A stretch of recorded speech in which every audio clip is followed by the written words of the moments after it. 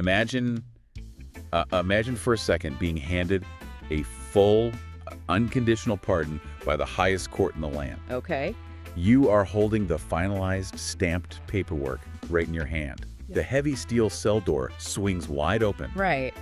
And yet, instead of walking out into the sunlight, you choose to walk right back into your maximum security cell, sit down on the cot, and just stare at the wall. It sounds completely crazy when you put it like that. It does, right.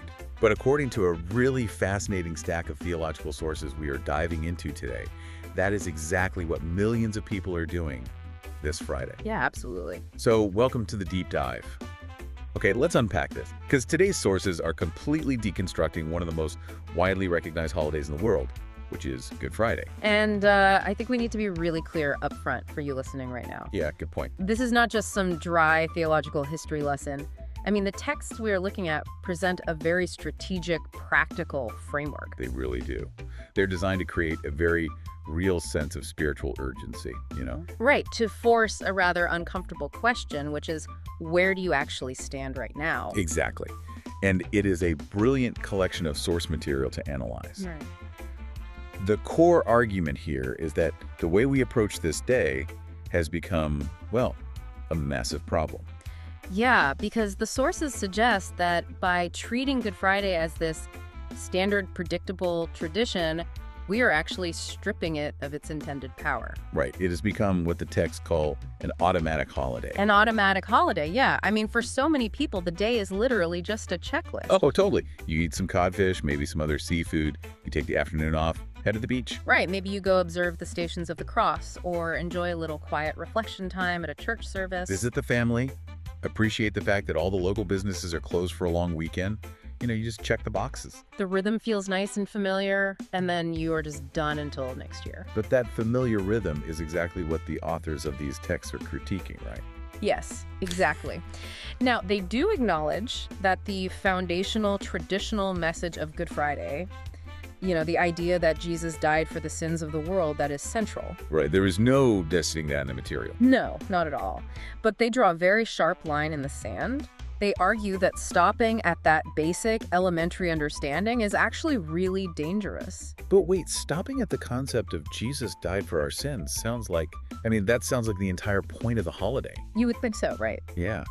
How can that foundational message be dangerous? Or are the sources saying it creates, some sort of spiritual complacency? They argue it creates absolute stagnation. Stagnation, wow. Yeah. When you only look at that one foundational aspect year after year, it essentially censors all the deeper, more profound dimensions of what the day was supposed to accomplish. Oh, I see. The source material actually uses the phrase dumb and immobile to describe people trapped in this cycle. Dumb and immobile.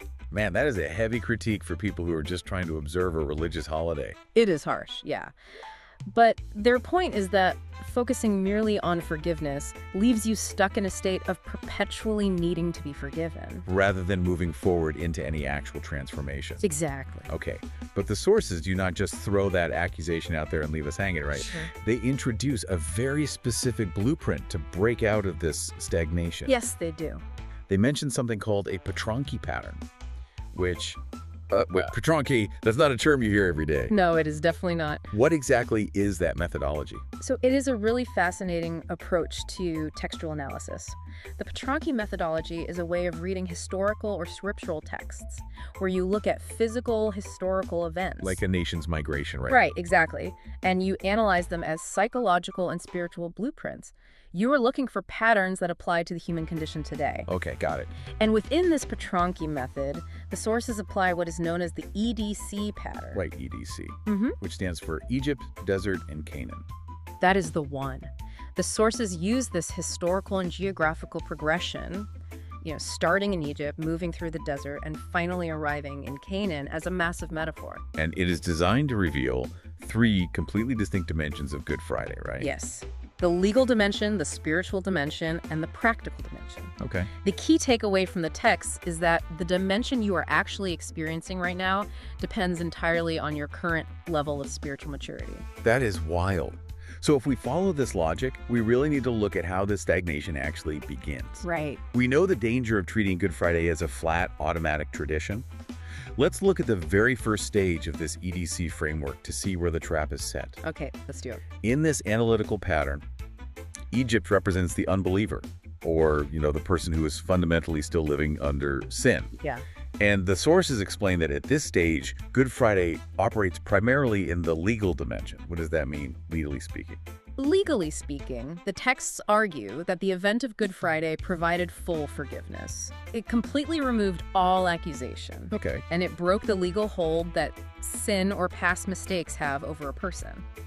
The phrasing in the source material is incredibly specific on this point. Absolutely. They say the only required action for someone in this position is a change of master. A change of master. Right.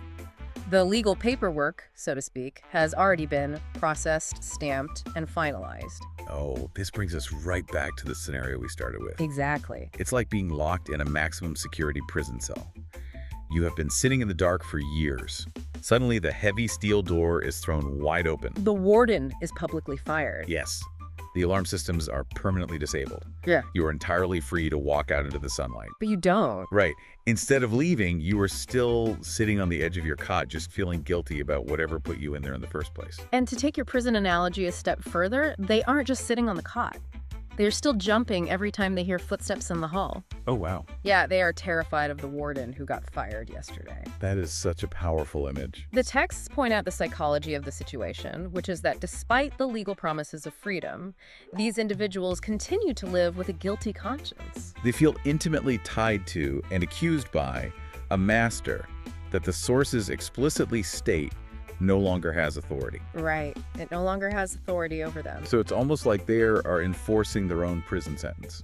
Yeah. The legal reality says they are free, but their internal psychological reality just hasn't caught up. Because they still feel condemned, they simply cannot conceptualize the freedom that has been granted.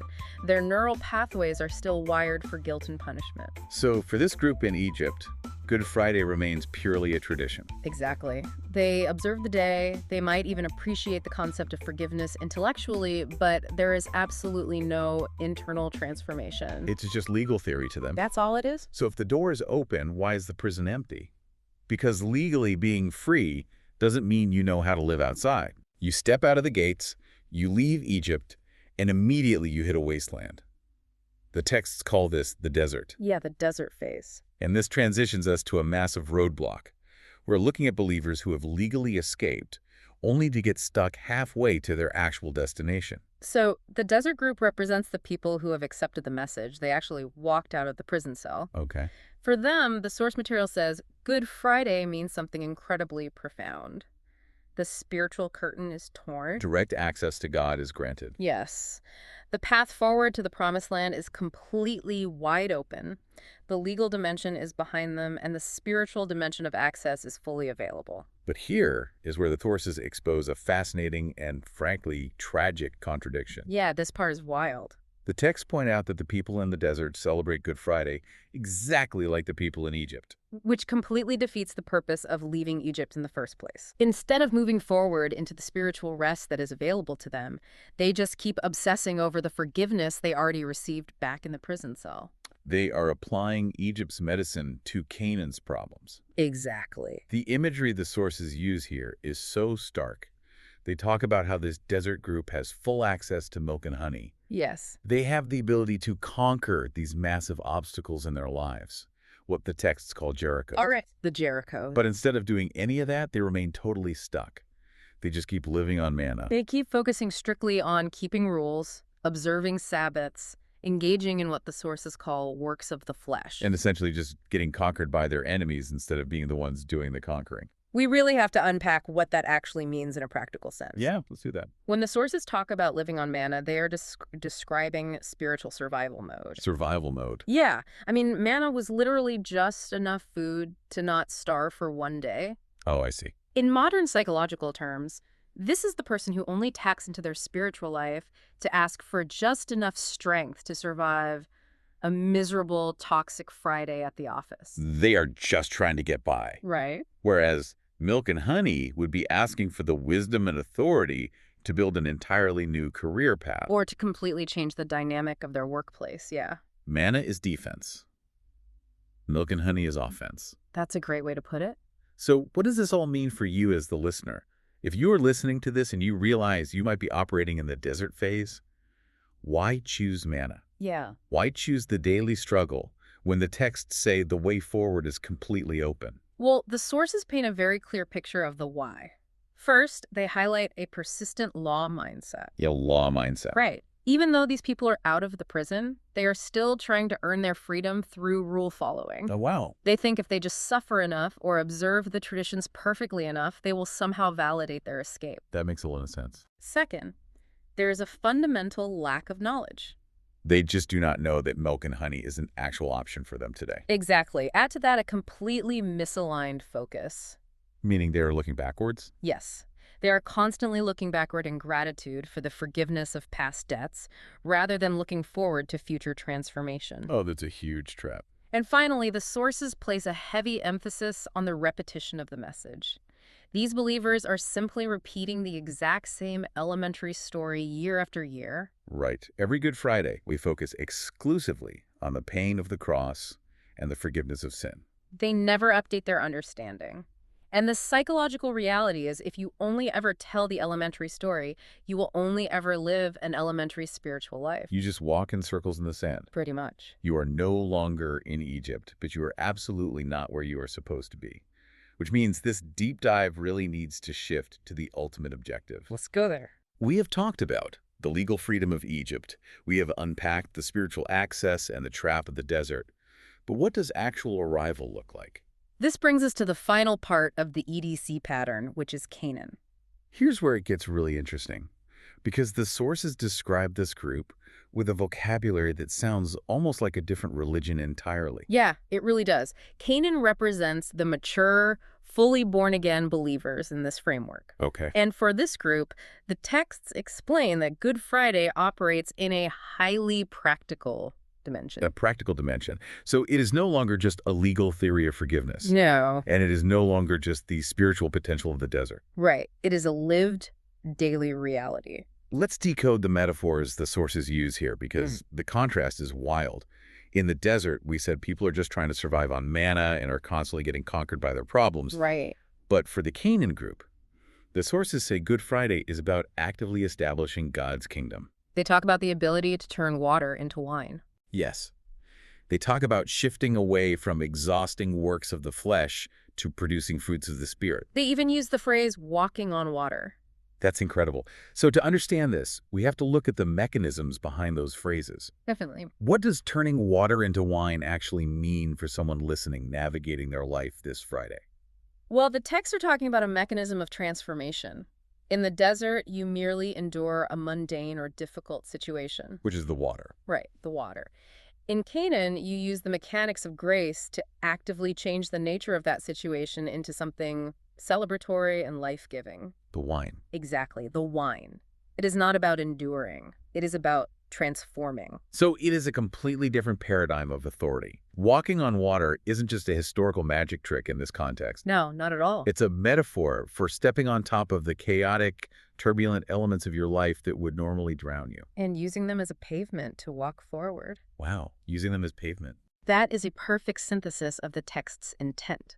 In Canaan, Good Friday is continuously victorious. Continuously victorious. Yeah, the texts make a massive point to emphasize that this mature group does not spend the holiday just repeating a sad story. Right.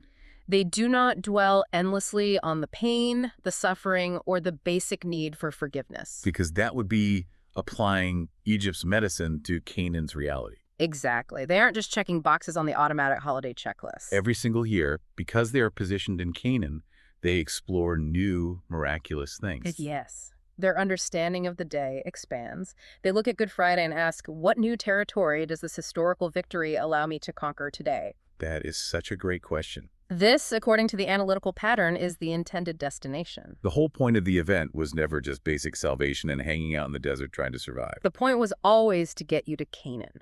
It is a massive paradigm shift, and it brings us to the ultimate synthesis of all three of these dimensions. Egypt, the desert, and Canaan. Right, because if you are listening to this right now, the uncomfortable truth presented by these sources is that you are currently standing somewhere on that map. That is the crux of the entire analysis. Yeah. The sources drive toward a single point of ultimate urgency. Good Friday removed the barriers. The legal barriers of guilt in Egypt, gone. The spiritual barriers of access in the desert.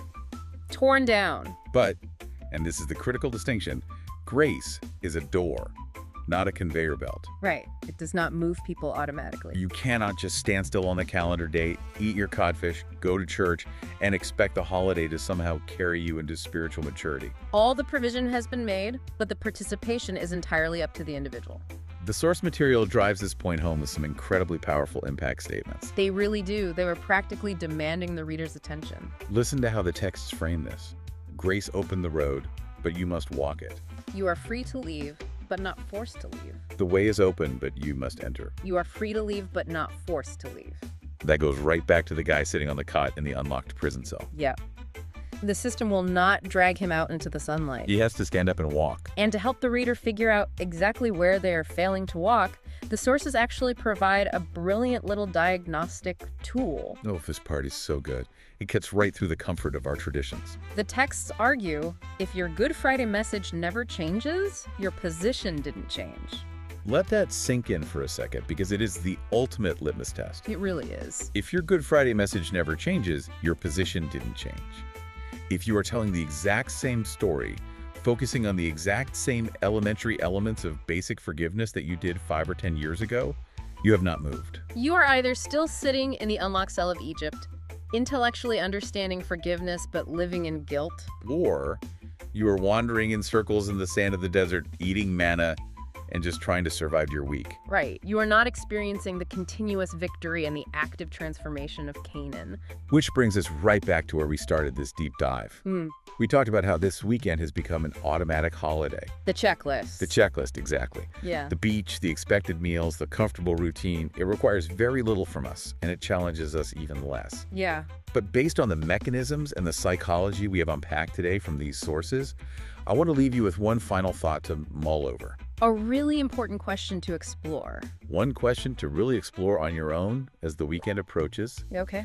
If all the barriers have been legally and spiritually removed, if the cell door is wide open and the path through the desert is fully cleared, and the only thing keeping you stuck is the familiar, comfortable message you choose to repeat to yourself every year, Right. what is the one automatic tradition, habit, or elementary mindset you need to finally abandon today so you can stop surviving on manna and actually step into your own Canaan?